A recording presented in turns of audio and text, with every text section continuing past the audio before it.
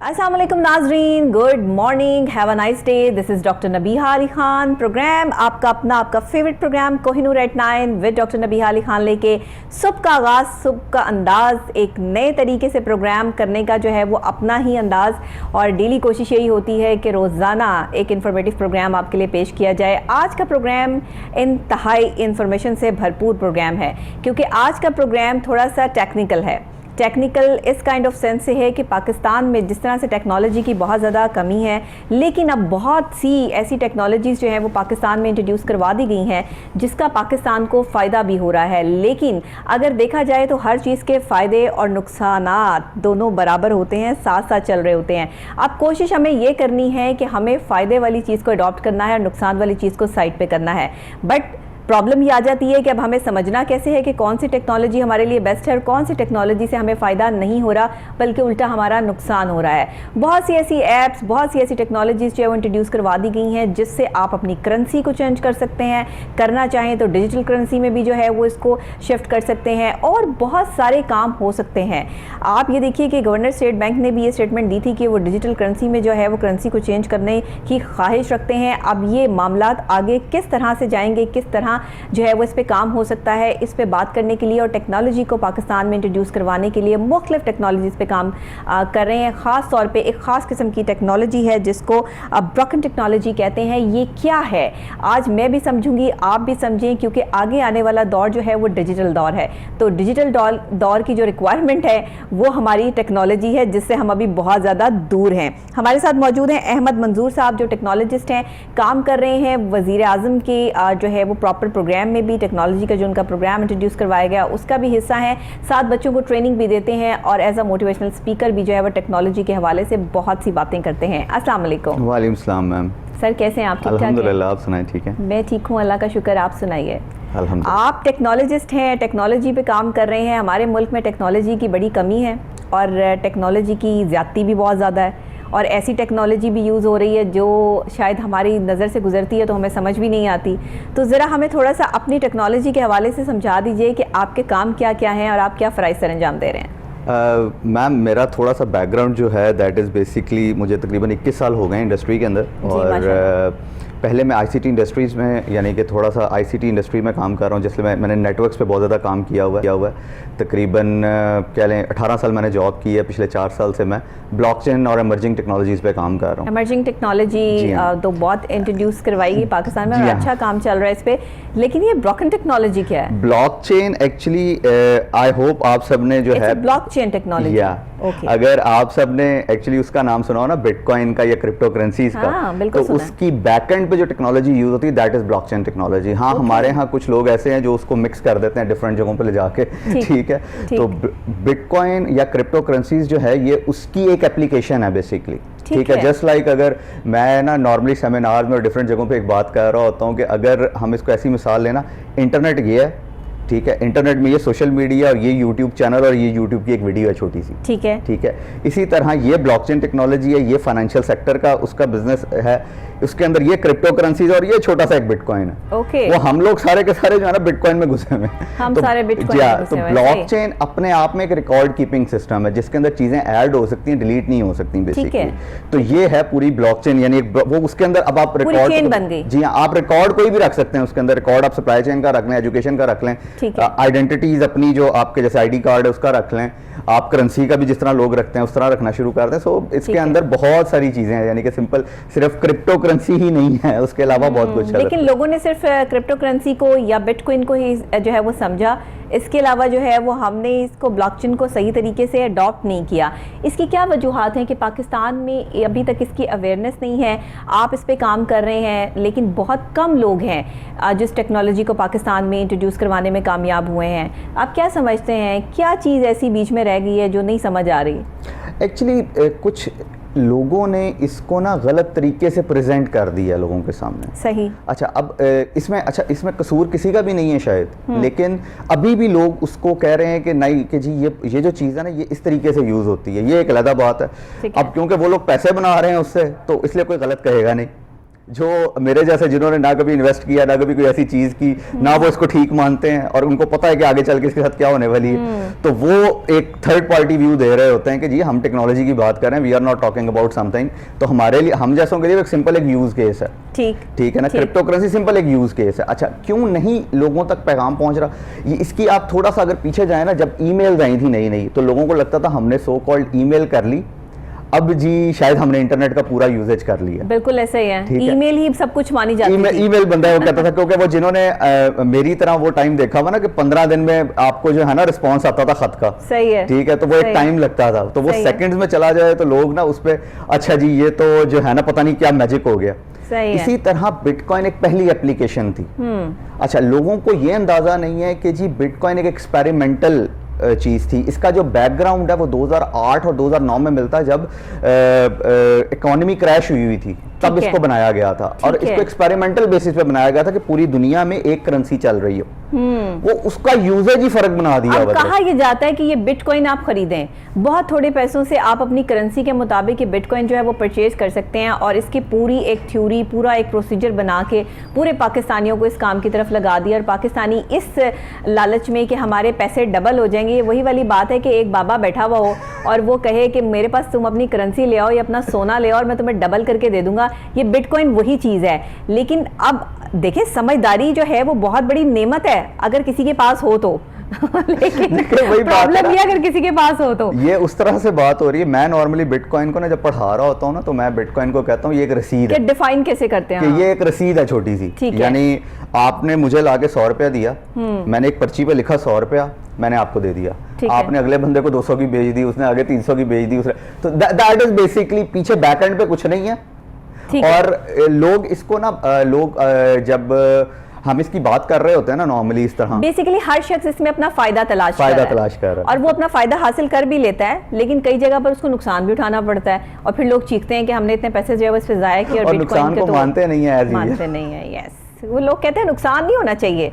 जो भी करेंसी हम लें या चीज़ हम लें या किसी भी हम टेक्नोलॉजी के साथ जाएं तो वहाँ हमारा नुकसान नहीं होना चाहिए, जबकि ऐसा तो पॉसिबल नहीं है। जैसे मैम अभी आपने बात की ना, स्टेट बैंक वाले जो हैं गवर्नर, उन्होंने ये बात की कि हम अपनी डिजिटल करेंसी बनाना चाहते हैं। अब वो डिजिटल करेंसी एक सेंट्रलाइज डिजिटल करेंसी है जैसे चाइना ने बनाई है।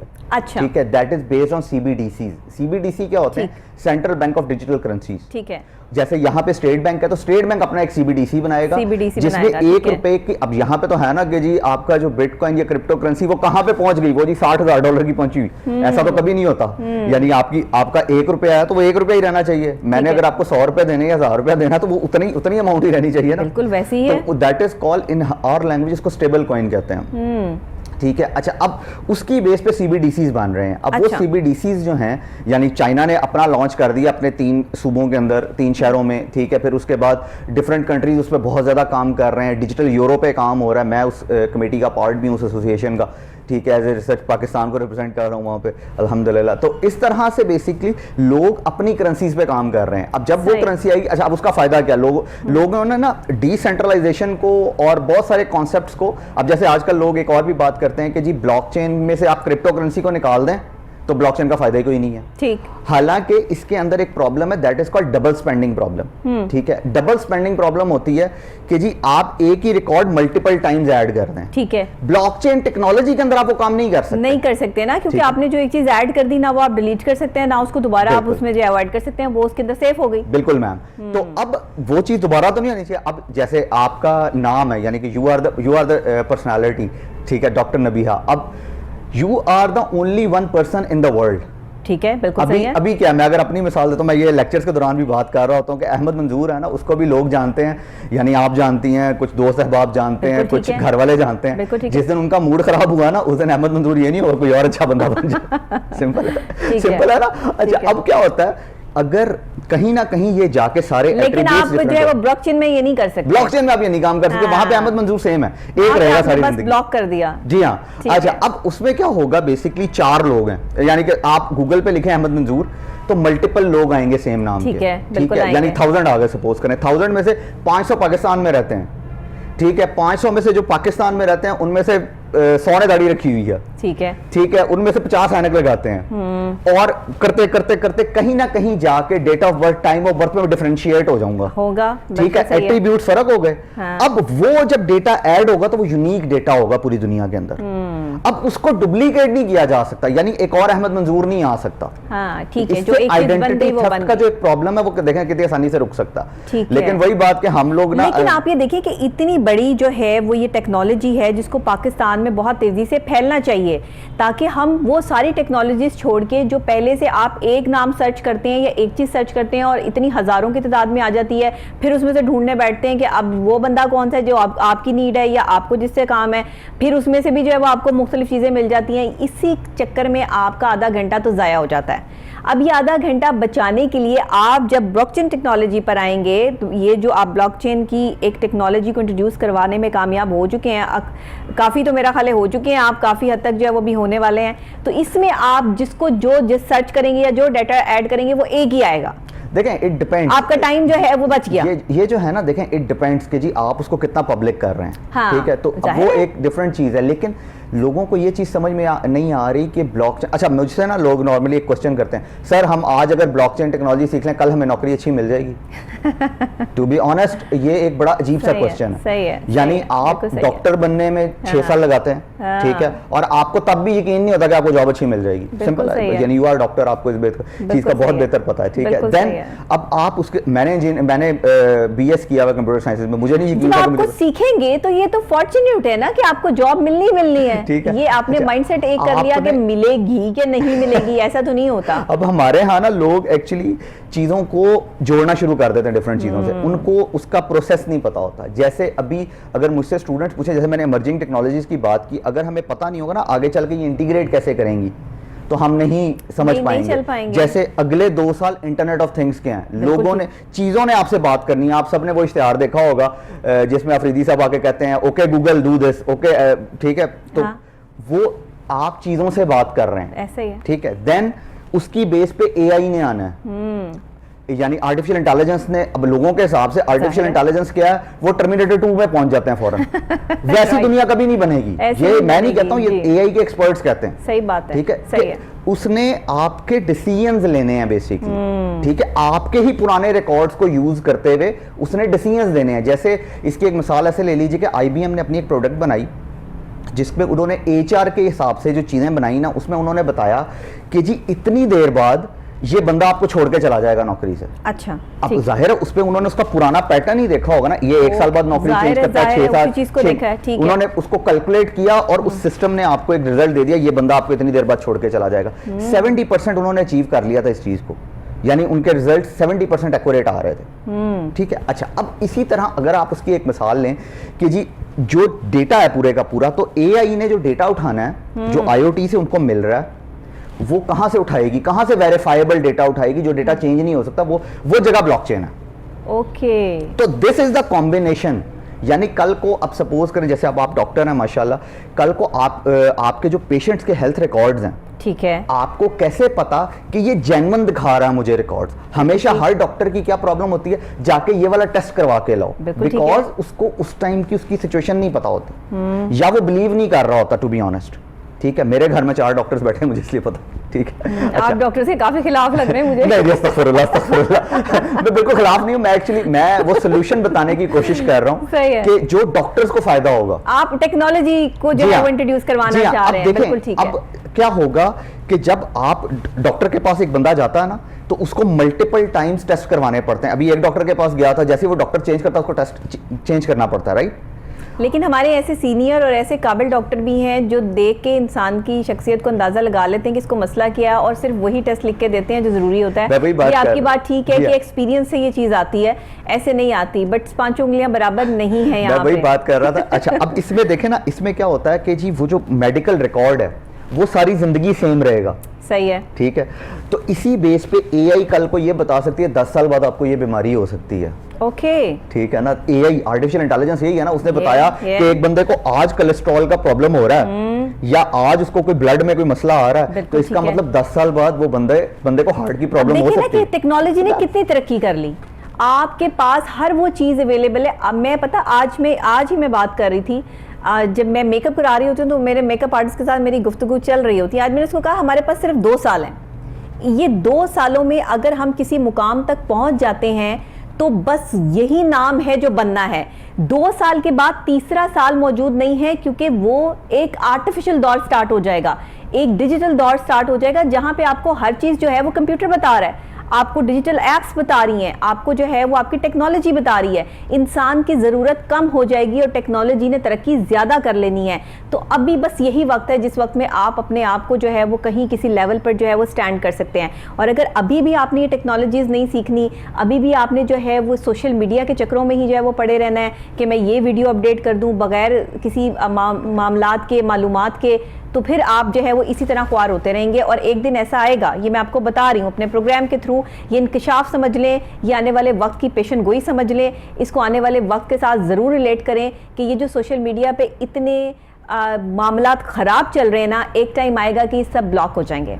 आप एक अकेले इंसान की सोच जो है वो इस तरह नहीं फैला पाएंगे। मुझे नहीं पता, मैं ये बात जो है वो यहाँ पर कर रही हूँ, अपने तजर्बे की बेस पे कर रही हूँ, लेकिन अहमद साहब आप इस चीज़ को जो है वो ज़्यादा अच्छे तरीके से जो है वो हाईलाइट कर सकते हैं कि आने वाले दौर में मुझे लगता है कि जितनी खराफात इस टाइम जो सोशल मीडिया पर हो चुकी है ना, इनके खिलाफ कोई ना कोई टेक्नोलॉजी ज़रूर काम करेगी और सिर्फ वही चीज़ अपडेट हो सकेगी जो चीज़ पॉजिटिविटी क्रिएट करेगी। नेगेटिविटी को रिमूव कर दिया जाएगा, कम हो जाएगी। बिल्कुल तो नहीं हम ख़त्म कर सकते, क्योंकि नेगेटिविटी और पॉजिटिविटी पे ही दुनिया कायम है, लेकिन हम इसको कम कर देंगे और ये जो आज बढ़ चुकी है इस पे काफ़ी हद तक काबू पा लेंगे। आप क्या कहते हैं? देखिए मैम, इसमें बहुत ज़्यादा काम ऑलरेडी हो रहा है, ठीक है। जैसे फेसबुक या आपका जो टिकटॉक है, ठीक है, उसमें बहुत सारे लोग ऐसे हैं, यानी कि कंटेंट जो है ना उसको फिल्टर किया जाता है पहले। हाँ। आप यानी कि अब आपने एक वीडियो सबमिट की फेसबुक पे, वो आपको एक मैसेज आता है कि जब ये रेडी हो जाएगी ना तब हम आपको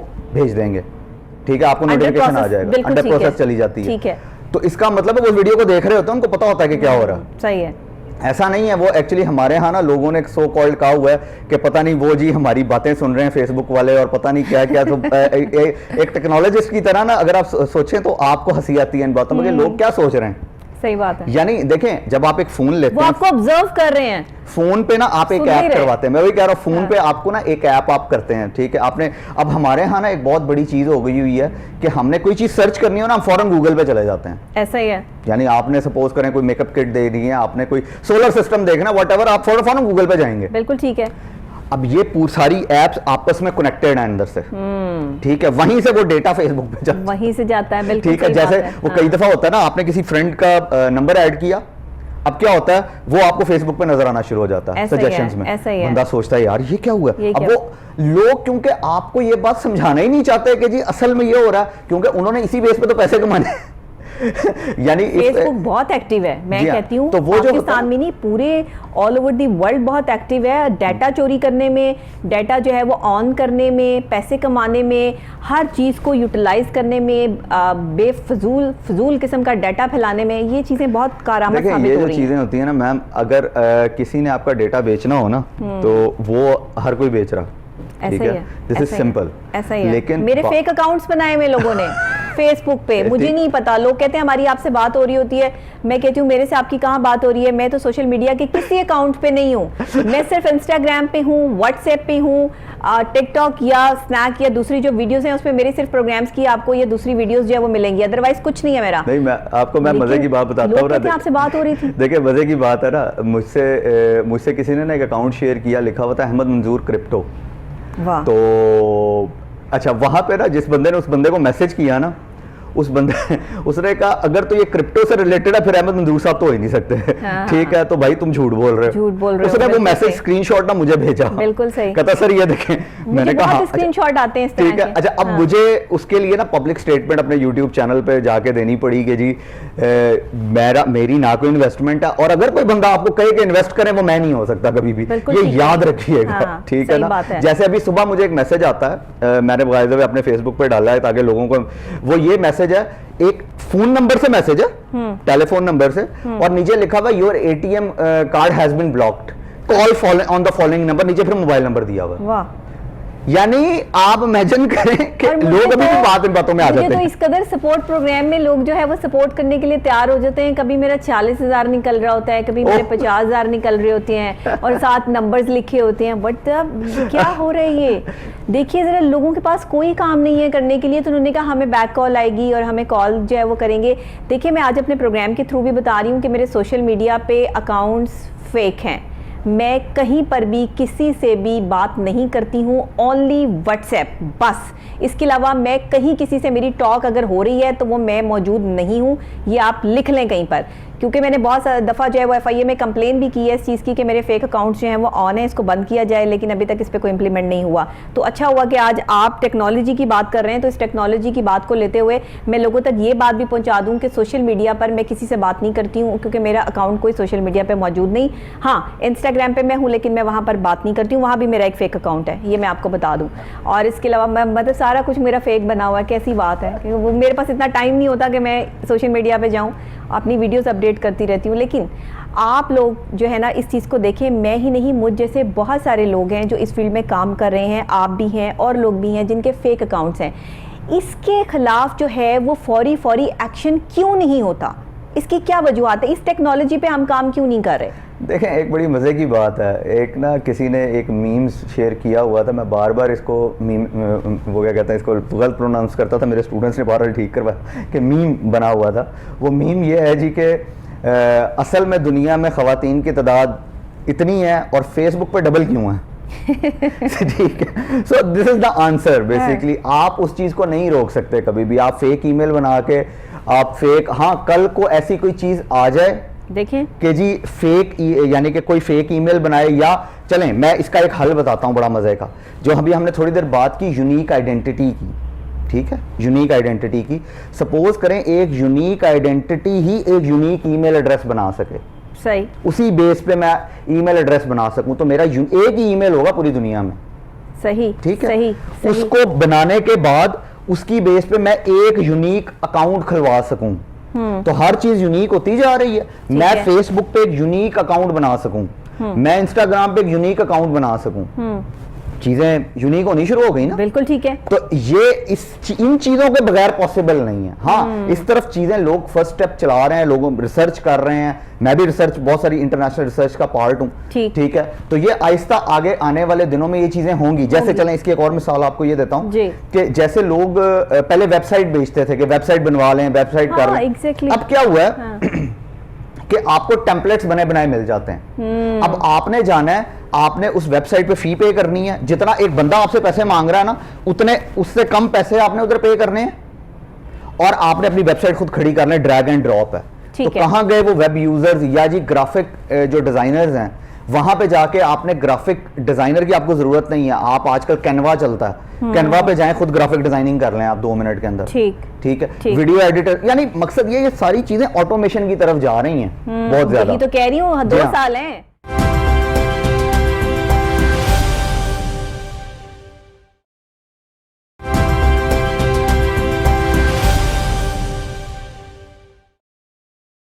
ना कुछ टाइम जब मेरे पास फ्री होता है ना, तो मैं फिर ये हिसाब किताब लगा लेती हूँ बैठ के कि अब आगे वाले आने वाले टाइम में ना अब कौन सी चीज़ें तब्दील हो रही हैं, क्या आने वाला है। क्योंकि मेरी रिसर्च, मेरी पढ़ाई और ये हमारे लिए ज़रूरी होता है। हमने प्रोग्राम करना होता है तो जाहिर है कि हमें इस चीज़ को जो है वो सर्च करना होता है, देखना होता है कहाँ क्या क्या हो रहा है। सिर्फ पाकिस्तान में नहीं, इंटरनेशनल लेवल पे जो है वो हर चीज़ को जो है वो अपनी नज़र में रखना होता है। तो इस वजह से हमारे पास तमाम इन्फॉर्मेशन जो है वो मौजूद होती हैं। कुछ इन्फॉर्मेशन हमें आ रही होती हैं, कुछ हमारे पास ऑलरेडी होती हैं, लेकिन उसकी तस्दीक किए बगैर मैं कभी अपने प्रोग्राम में बात नहीं करती, ये मैं आपको बता दूं। क्योंकि मैं जब तक तस्दीक ना कर लूं तब तक बात जो है वो ऑन एयर नहीं करती। इसलिए कोशिश ये करती हूँ कि आने वाले टाइम में हम लोगों ने कैसे अपनी लाइफ को गुजारना है, हम उस तरह से मेंटेन करें। अच्छा, टेक्नोलॉजी की जहाँ बात होती है, तो आप ये हम टेक्नोलॉजी की तरफ पाकिस्तान में बढ़ रहे हैं। पाकिस्तान अभी टेक्नोलॉजी के लिहाज से बहुत पीछे है। बच्चे इसमें इंटरेस्ट ले तो रहे हैं, लेकिन उस लेवल पे नहीं ले रहे जिस लेवल पे उनको लेना चाहिए। अब कोविड आ गया, स्कूल बंद हो गए, जो है वो कॉलेजेस, यूनिवर्सिटीज़ जो है वो उन्होंने अपना काम जो है वो इतने अच्छे तरीके से नहीं किया। ऑनलाइन जितना सेटअप चलता रहा, ऑनलाइन में भी हम फेल हो गए।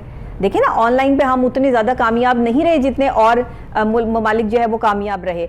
तो हमने फिर अपनी स्टडीज़ को, अपने लेवल्स को मेंटेन करने के लिए अब टेक्नोलॉजी से ही मदद लेनी है। अगर टेक्नोलॉजी भी नहीं सीखेंगे तो फिर आगे आने वाले टाइम में तो हम बिल्कुल ही जो है वो कहाँ खड़े होंगे, हम खुद सोच सकते हैं। तो इस कौन सी ऐसी टेक्नोलॉजीज़ हैं जिन पे भी काम होने वाला पाकिस्तान में बाकी है? अच्छा, पाकिस्तान, मैं ये समझता हूँ पाकिस्तान अभी एक खुला मैदान है, ठीक है, और हर चीज़ में काम होने वाला। अच्छा, जो आपकी बात है ना कि हम टेक्नोलॉजी में बहुत पीछे हैं। yes. अच्छा, टेक्निकली हम पीछे थे।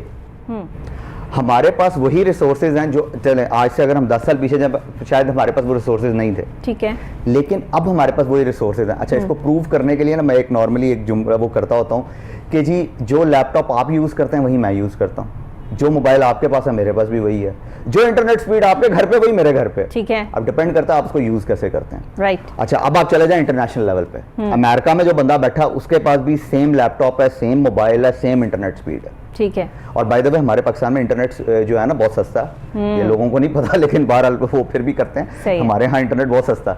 अच्छा, अब आप खुद सोचें, अच्छा जब ये पेंडेमिक इस तरफ जो है वो नजर दहानी करवाएं कि हर चीज बढ़ चुकी है, महंगाई हो चुकी है, आप इंटरनेट भी महंगा करा दें। नहीं, वो एक्चुअली इंफ्रास्ट्रक्चर बेस्ड चीज है ना, वो महंगी हो नहीं सकती कभी भी, ठीक है ना। वो उन्होंने प्लान किया होता अगले 10-10, 20-20 साल का, तो वो महंगा होना पॉसिबल नहीं है कभी भी। अच्छा, अब होता ये है कि जब पेंडेमिक आया तो मैंने बहुत सारे लोगों को ये बात कहते सुना कि जी ये क्या बात हुई, ये जी ऑनलाइन चले जाएंगे तो जी स्टूडेंट्स का बहुत नुकसान होगा, तो ये नहीं होगा, तो वो नहीं होगा। अब इसको अगर हम इस तरीके से सोचते थोड़ा पॉजिटिव लेवल पे कि जी मेरी जो है ना मेरा सरफेस बढ़ने लगा। अभी देखें, अभी जो बाहर बच्चा बैठा हुआ ना पाकिस्तानी, उसको कहाँ, या उसको किसी इंटरनेशनल स्कूल में जाना पड़ता, ठीक है। अगर मैं पाकिस्तान में एक ऑनलाइन स्कूल बना दूं या मैं अपने स्कूल को ऑनलाइन ले जाऊं तो बाहर का बच्चा मेरे स्कूल में नहीं पढ़ेगा, सही है, ठीक है। अच्छा चलें, अच्छा एक और बिजनेस केस आपके सामने रखता हूं जो लोगों के दिमाग में नहीं आया। लोगों ने क्या किया, मूडल एक टेक्नोलॉजी जो ऑनलाइन एक्चुअली आपको जो है ना सर्विसेज देती है और आप ऑनलाइन अपना जो है एजुकेशन सिस्टम बना सकते हैं, ठीक है। मूडल के ऊपर फ्री अवेलेबल है समथिंग, उसका पूरा ओएस जो चीजें हैं ना उसकी, तो आप उधर जाएं, उस पर डेवलप कर लें, ठीक है। सारी दुनिया उस तरफ भाग गई, लेकिन उन्होंने एक छोटा सा काम नहीं किया। मैं आपके सामने जो मिसाल रखूंगा शायद आप इससे वो इसको माने कि हाँ ये काम अगर शुरू में हो जाता तो कितना फायदा होता। सही। शुरू में प्रॉब्लम क्या आ रही थी, लोग कह रहे थे साइमल्टेनियस क्लासेस हैं, बच्चों के पास लैपटॉप नहीं है, बच्चों के पास इंटरनेट नहीं, बिल्कुल ठीक है, ये प्रॉब्लम सबने देखी, ठीक है। इसका एक छोटा सा सोल्यूशन था सर्विस प्रोवाइडर्स के लिए, वो ये था, टैब्स होते हैं ना, टैब के अंदर एक 4G सिम या कोई भी इंटरनेट की सिम डाल के तमाम स्कूलों को पर स्टूडेंट लीज पे दे देना था, पर स्टूडेंट लीज पे, कि जी हर बच्चा 1000 रुपया देगा। अच्छा, वो फीस की मद में दे रहा है, आप खुद इमेजिन करें, वो फीस की मद में दे रहा 1000 रुपया या 500 रुपए, और वो जा रहे हैं सर्विस प्रोवाइडर को, ठीक है, ठीक है। और अब एक स्कूल में कितने बच्चे हैं, हम फिलहाल ले लेते हैं 2000 बच्चे हैं, ठीक है। तो दैट मीन्स के 2000 रुपए एंटर हो रहे हैं, और ठीक है, वैसे भी तो हम फीसेस दे रहे थे ना, ठीक है। अब वो प्रॉब्लम खत्म हो जाती और बिजनेस ऊपर चला जाता ऑटोमेटिकली, सर्विस प्रोवाइडर्स का भी और बाकी सब का भी, यानी स्कूल्स को प्रॉब्लम ना थी। उन्होंने सिर्फ अंदर अपनी एक ऐप, या ऐप भी क्या बनी बनाई ऐप, जूम डालनी थी सिर्फ, ठीक है, और उस पर क्लासेस शुरू हो जानी थी। अब वो हर बच्चे को एक बच्चे, आप टेक्नोलॉजिस्ट हैं, आपने ये बात बता दी, तो जिनका इतना सारा जो है वो नुकसान हुआ, पहले ये बात जो है बता देते हैं। इसलिए आपको सोशल मीडिया पे शोर मचाना चाहिए था। आपके पास इतनी एप्स हैं, इतना काम है, आप कुछ इंट्रोड्यूस करवा देते। देखिए यहाँ आपकी गलती है, मैं तो आपको आपके मुंह पर कह रही हूँ, आपकी गलती है, आपने बच्चों का इतना टाइम वेस्ट किया, आपके पास इतना बड़ा हल था इस चीज का है, और आपने आज दे रहे हैं। नहीं, आज नहीं दे रहा, मैं बहुत सारे प्रोग्राम्स में दे चुका हूं बाय द वे, लेकिन तब नहीं, तब बात, क्योंकि तब सारी चीजें एक तो बंद थी, और दूसरी बात तब लोग इस तरफ आना ही नहीं चाह रहे थे, क्योंकि आज से 2015 में मैं जब बाहर से आया था तब मैं लोगों को कहता था वर्क फ्रॉम होम एक कॉन्सेप्ट है, उससे आपकी ऑपरेशनल कॉस्ट बहुत ज्यादा बचती है, सही, ऐसा ही है ना, यानी आप जूम पे बैठ के बातें करनी शुरू कर दें, ठीक है, तो जूम तो कुछ भी नहीं लेता, आपके इंटरनेट स्पीड लेता, आप घर पे बैठे हैं, लोगों को ऑपरेशनल कॉस्ट का ही नहीं पता क्या है। अब उस टाइम पे जब मैंने ये एक स्कूल को पिच किया आइडिया, या एक सर्विस, उस टाइम ये आइडिया उनको इम्प्रैक्टिकल लग रहा था। ये एक बड़ी, मैं नाम नहीं लूंगा किसी का भी, ठीक है, वो अच्छी बात नहीं होती, लेकिन जब मैंने ये आइडिया पिच किया ना कि जी यार आप इस तरीके से चीजों को बेहतर कर सकते हैं, वो कहता नहीं ये तो चीज पॉसिबल ही नहीं है, जाहिर है उनको पता ही नहीं है, तो वो एक्चुअली उन्होंने उससे आगे बात सुनी ही नहीं, तो वो जब सुनी ही नहीं तो मैं क्या सुनाता, क्या सुनाते हैं, सही बात है। इसमें मेरा कसूर नहीं है, ये अडेप्टेबिलिटी का कसूर है। हमारे यहाँ लोग अडेप्टेबिलिटी से बहुत डरते हैं। मैं एक बात कहती हूँ, अगर हम कोई चीज समझाने में नाकाम है ना, तो यही हमारी नाकामी है। एक्चुअली यही मैं बात करने लगा था, अडेप्टेबिलिटी का एक इशू है हमारे अंदर बहुत बड़ा। अडेप्टेबिलिटी तो तब आएगी ना जब हम जो है वो अकाउंटेबिलिटी की तरफ जाएंगे, या हम जो है वो बताना चाहेंगे, या हम सिखाना चाहेंगे, या हमारी बात की जो है वो लोगों को समझ आएगी। Exactly. अब मैं प्रोग्राम बड़े आम फहम और सादे अल्फाज में करती हूँ। अक्सर लोग ये समझते हैं कि शायद इसको जो है वो बहुत मुश्किल अल्फाज बोलने ही नहीं आते, लेकिन मसला पता क्या है, मैं सच्ची बात, बड़ी सच्ची बातें करती हूँ मैं, तो मेरी कोशिश ये होती है कि मैं प्रोग्राम में ना इतने आम फहम और सादे अल्फाज इस्तेमाल करूँ कि जो मेरी सादी ऑडियंस है ना, वो मेरे अल्फाज को समझ के मेरे प्रोग्राम को देखें, सुने और बैठें, और अपना टाइम निकालें कि एक इन्फॉर्मेटिव प्रोग्राम अगर चल रहा है तो उसकी उन्हें समझ भी आए। देखिए, छोटे बच्चों को हम टेक्निकल लैंग्वेज में समझाना शुरू कर दें कि टेक्नोलॉजी क्या है, तो उनको समझ आ जाएगी। ये जैसे मैं आपको ये वही वाली बात मैम आपने की ना, वो एक मूवी नहीं आई थी जिसमें वो यस 3 इडियट्स राइट, उसके अंदर उस बंदे ने मिसाल दी कि मुझे ना अपने वो करके दिखाओ, यानी किसी की डेफिनेशन बताओ, मशीन की डेफिनेशन। तो उसने पहले बताया कि मशीन वो चीज़ है जो आसान कर देती है आपका काम, ब्ला ब्ला ब्ला, ठीक है। तो वो कहता है ये बिल्कुल गलत है। दूसरा बंदा खड़ा होता है, वो बिल्कुल रटी रटाई चीज़ को रिपीट करता है, ठीक है। वो कहता हो तुमने बड़ी जबरदस्त बात की। उसके बाद वो अपनी बुक्स लेने आता है, तो वो पूरा आपको सीन याद आ गया होगा, राइट। तो वो कहने का मकसद ये है, हमारे यहाँ लोगों को मुश्किल चीजें सुनने का शौक है, और जो बंदा मुश्किल बातें नहीं करता ना, वो कहते इसको तो पता ही कुछ नहीं, पता ही कुछ नहीं। जैसे एक ना, अगर आप गाड़ी दिखाने किसी बंदे को जाए ना कभी, तो वो बंदा आपको कहता है ना कि सर इसमें सिर्फ ये मसला, ये 500 रुपए का प्रॉब्लम सॉल्व हो जाएगा, तो आप कहेंगे इसको पता ही कुछ नहीं, आप जरूर किसी दूसरे बंदे के पास जाएंगे, ऐसे ही है, ठीक है। तो अब अगर यानी आप उसकी बात मान लें, तो वो जो दूसरा बंदा वो आपको 50,000 का जो है ना बिल बना के, इसको काम सही आता है, इसको काम सही आता है। ये हमारे अंदर प्रॉब्लम्स हैं। ये मैं वही कह रहा हूँ, ये जब एक बंदा आपको सादा अल्फाज में आगे बात समझाता है ना कि यार ये बात है, इस बात को मान लें, वो नहीं समझ आएगी। वो कहता है नहीं इस बंदे को। अच्छा, फिर घूम फिर के जब अपना नुकसान करा लेंगे तो बात वही समझ आएगी जो एक आम फहम और सादे इंसान ने जब आपको समझाई है। सादे अल्फाज को समझना सीखिए, ये आपकी जिंदगी में कामयाबी है। क्योंकि मैं तो शायद एज अ हमारे नफ्सियात भी ये काम इसलिए ऑन करती हूँ कि ये मेरी ड्यूटी है, मेरा काम है। लेकिन जो मुश्किल तरीन लोग होते हैं ना, मुश्किल तरीन बातें करते हैं, वो सिर्फ अपना फायदा कर रहे होते हैं, वो दूसरे का फायदा नहीं कर सकते, क्योंकि इतना टाइम नहीं है किसी के पास। आइंस्टाइन ने कहा था एक दफा, अगर मैं अपना कॉन्सेप्ट या कोई इंसान अगर अपना कॉन्सेप्ट आसान अल्फाज में किसी दूसरे को समझा नहीं सकता, that means he is not expert in that thing. Yes. अब मैं हूं ना, देखें ब्लॉकचेन टेक्नोलॉजी एक बड़ी खुश्क और बड़ी मुश्किल टेक्नोलॉजी, जिस तरीके से मैंने सीखी है ना, मैं जानता हूं, ठीक है। जब मैं उनको बड़े सादा अल्फाज में समझाता हूं ना, तो सारे मुझे ऐसा करके एक दफा जरूर देखते हैं, इतनी आसान थी। मैं कहा इतनी आसान थी। सही, वही ना, आप जितना चाहे चीज़ को मुश्किल कर दें, डिपेंड ऑन यू, जितना चाहे मुश्किल को आसान कर लें। अल्लाह ताला भी यही फरमाते हैं कि मुश्किलें आसान होने के लिए ही आती हैं। जब आप पे मुश्किल दौर होता है तो उसके बाद क्या सर्कल चलता है, आपके लिए अच्छाई का सर्कल चलता है। और यकीन जानें कि जब हम जुड़े रहते हैं ना इस होप के साथ कि अब अच्छा होगा, पॉजिटिव रहते हैं, तो अच्छा होता है। ऐसा कभी दुनिया में नहीं हुआ कि कोई पॉजिटिव होप के साथ चल रहा हो और उसके साथ हमेशा ही नेगेटिव हो रहा हो, ऐसा नहीं होता। ये सिर्फ कभी कभी आपकी आजमाइशें होती हैं, कभी कभी आप पर आप ही की वजह से मुसीबतें आ रही होती हैं और आपको समझ नहीं आ रही होती। जैसे आज टेक्नोलॉजी जो है, बहुत सी टेक्नोलॉजीज़ ऐसी हैं जो हमारे लिए बहुत पावरफुल हैं, यूज़फुल हैं, लेकिन बहुत सी टेक्नोलॉजीज़ की क्योंकि हमें समझ नहीं है तो हम उसका गलत इस्तेमाल कर रहे हैं। टेक्नोलॉजी गलत कोई भी नहीं होती, मैं नहीं कहूँगी, लेकिन उसका सही या गलत यूसेज जो है वो बहुत ख़तरनाक साबित हो सकता है, जो कि इन प्रोसेस पाकिस्तान में हो भी रहा है। आप इस पे बताइएगा कि इस पे कितना काम जो है वो होने वाला है कि ये जो टेक्नोलॉजी को बगैर सोचे समझे, पढ़े लिखे और ये ऑन कर देते हैं और फिर उसके नुकसानात जो है वो झेलने पड़ते हैं। देखें बात मैम इसमें ये है कि आप कोई भी चीज़ उठा लें, जैसे अभी हम क्रिप्टो करेंसी की बात करते हैं, ठीक है।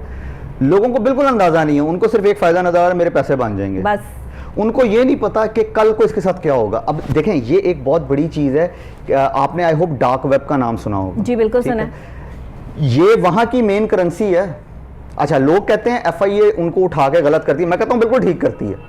जो लोग इसमें इन्वेस्ट करते हैं या जो लोग इसमें वो करते हैं, बिल्कुल ठीक करती है। द रीज़न उनके अपने एक स्टेक्स हैं, उन्होंने लॉ एंड रेगुलेशंस बनाने हैं, उनको लॉ एंड रूल जो है ना उनको बनाना है।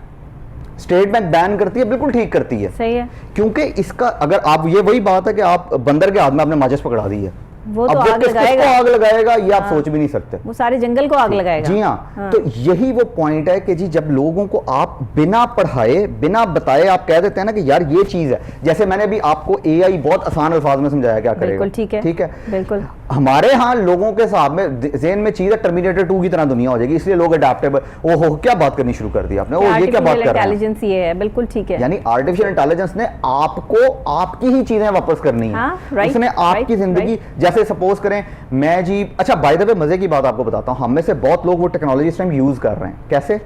आप में से जो आईफोन यूजर्स होंगे वो उनको पता होगा अलार्म अगर आप अपने एक स्पेसिफिक टाइम पे लगाएं ना, डेली बेसिस पे, 3 दिन बाद वो आपसे खुद पूछना शुरू कर देता कि जी मैं अलार्म लगा दूं, इस टाइम का अलार्म लगा दूं, दैट्स एआई।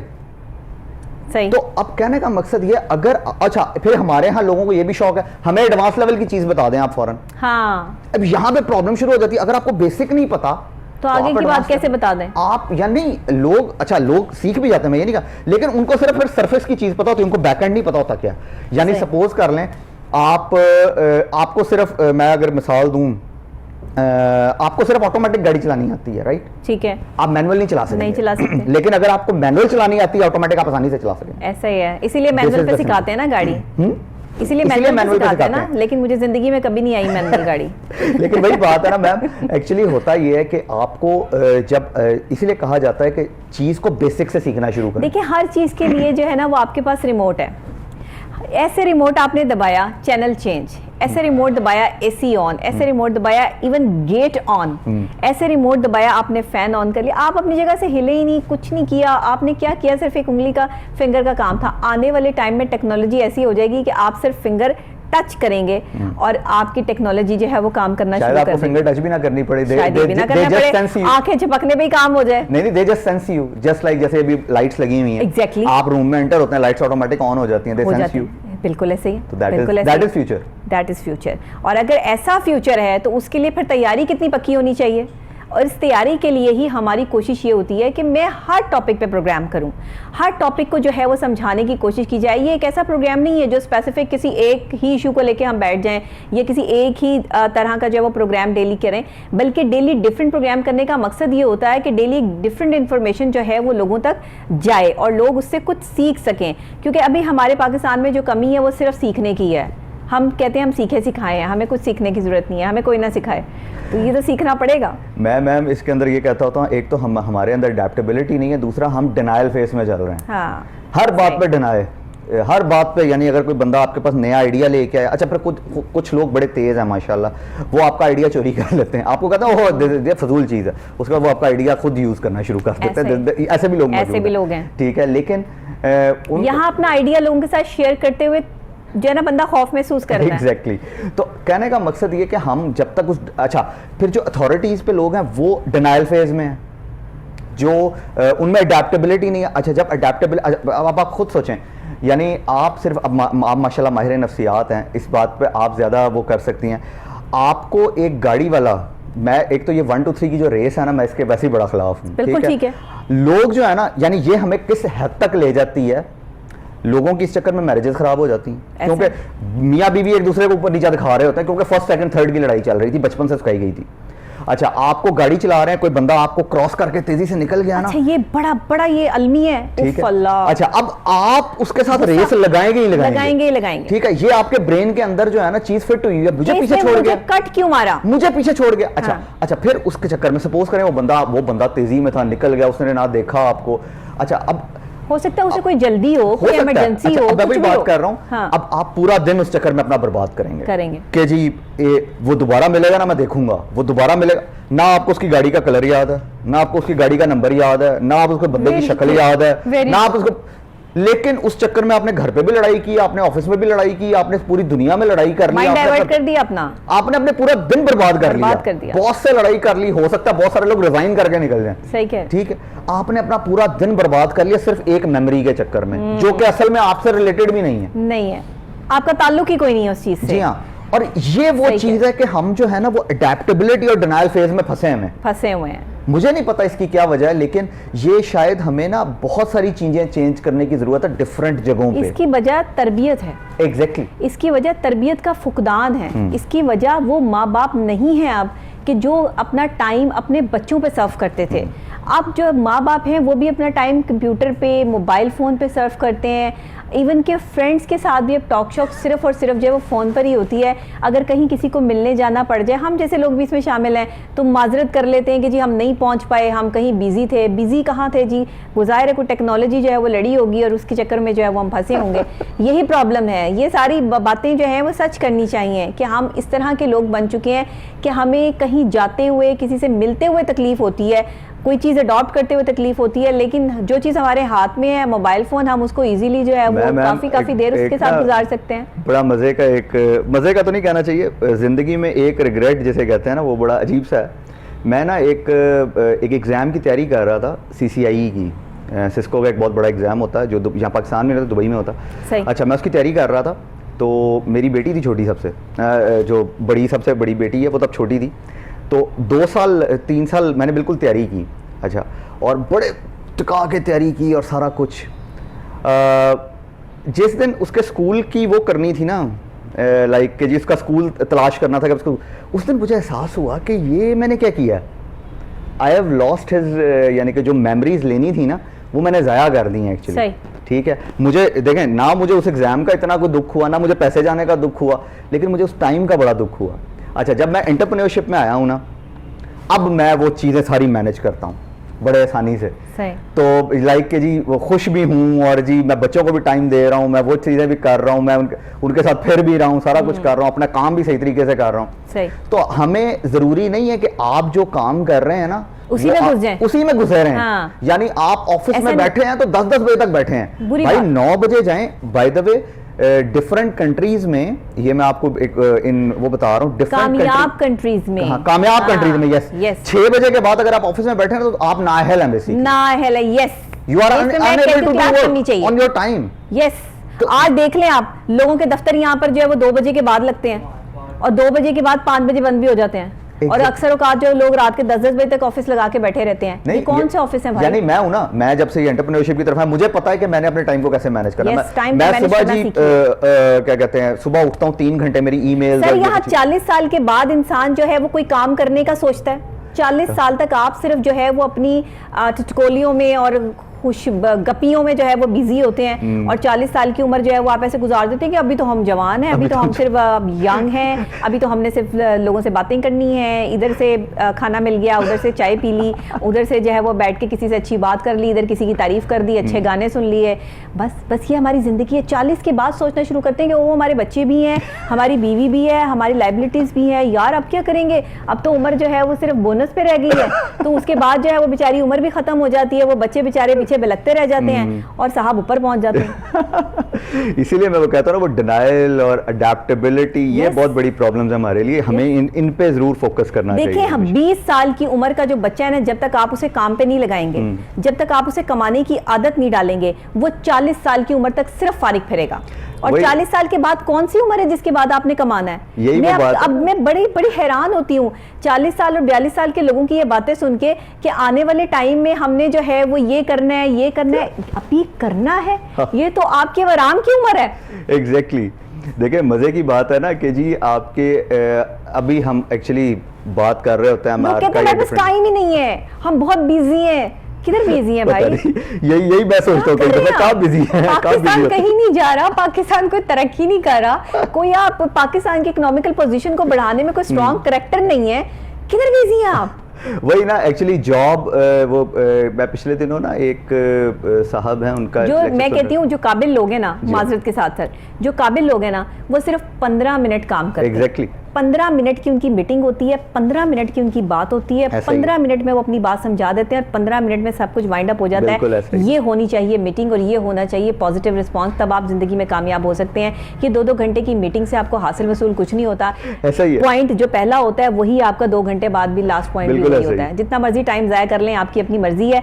जिंदगी अल्लाह ने खूबसूरती के लिए दी है, इसको चाहें तो अच्छी तरह गुजार लें, चाहे तो बुरी तरह गुजार लें। कोई मैसेज अगर आप देना चाहें तो जरूर दे दीजिए, हमारे प्रोग्राम का वक्त। मेरा आखिरी मैसेज मैं यही देना चाहता हूं, जो आपने बात कर दी है कि ज़िंदगी जो है ना, ये आपकी वो जो 8 घंटे की ज़िंदगी है ना, जो आप ऑफिस में गुजारते हैं, काम आप उसमें से घंटा ही कर रहे होते हैं बेसिकली।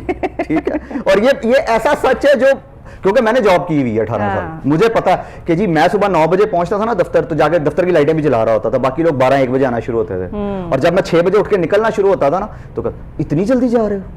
तो कहने का मकसद ये, जिंदगी आपके पास है, 24 आवर्स आपके पास हैं, हर बंदे के पास वही है, डिपेंड करता है कि आप उनको यूज कैसे करते हैं। एंड दैट इज, आप उसमें पढ़ाई में यूज कर लें, आप उसको गाने बजाने में यूज कर लें, आप सिर्फ चक्कर ये प्रोडक्टिव बन जाए। बिल्कुल सही है। बहुत शुक्रिया आपका कि आप तशरीफ लाए। हमने टेक्नोलॉजी के हवाले से बहुत सी बात की, लेकिन प्रोडक्टिविटी के हवाले से भी बात की कि एक इंसान की शख्सियत और पर्सनैलिटी अगर आज नहीं सोचेंगे तो अगले 2 साल बाद हमारे लिए सोचने को भी कुछ नहीं बचेगा। और अगर आज किसी प्रोडक्ट काम पे जो है प्रोडक्टिविटी नहीं करेंगे, कुछ नहीं हासिल करना चाहेंगे, आगे डिजिटल सिस्टम को नहीं सीख पाएंगे, टेक्नोलॉजी को अडॉप्ट नहीं कर पाएंगे, तो आने वाले 2 सालों में हम सिर्फ यही कहते नजर आएंगे कि अभी तो हमें बहुत कुछ करना बाकी है, अभी तो हमने कुछ किया ही नहीं। 40 साल के बाद आपके पास जो आपकी लाइफ है वो आराम की होनी चाहिए, सुकून की होनी चाहिए, खुशी की होनी चाहिए।